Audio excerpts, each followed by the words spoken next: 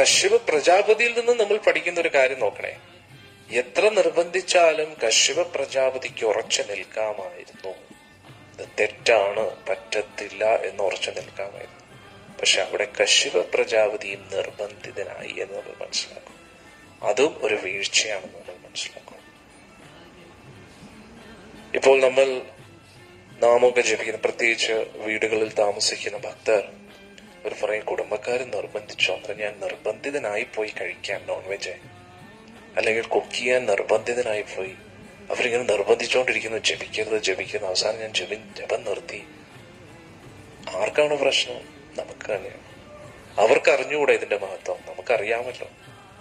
നമുക്ക് അറിഞ്ഞിട്ടും നമ്മൾ ഇത് ഫോളോ ചെയ്യുന്നില്ലെങ്കിൽ അതിന്റെ അർത്ഥം നമുക്ക് ഇതുവരെ മനസ്സിലായില്ല എന്നതാണ്.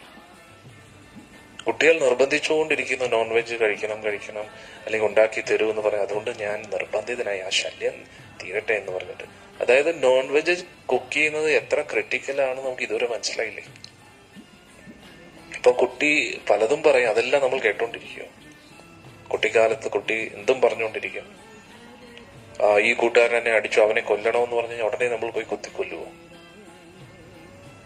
അതൊന്നും, അത് തെറ്റെന്ന് പറഞ്ഞാൽ തെറ്റാണ്. അത് നമ്മൾ എന്തുകൊണ്ട് അത് മനസ്സിലാക്കുന്നില്ലല്ലേ? നമ്മൾ അതിനെ വളരെ നിസ്സാരമായിട്ട് കാണുകയാണ്.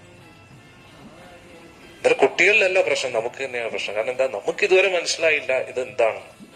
അതുകൊണ്ട് നമ്മുടെ ഉള്ളിലാണ് ആദ്യം ബോധ്യപ്പെടേണ്ടത് ഇതൊന്നും ശരിയല്ല എന്ന്.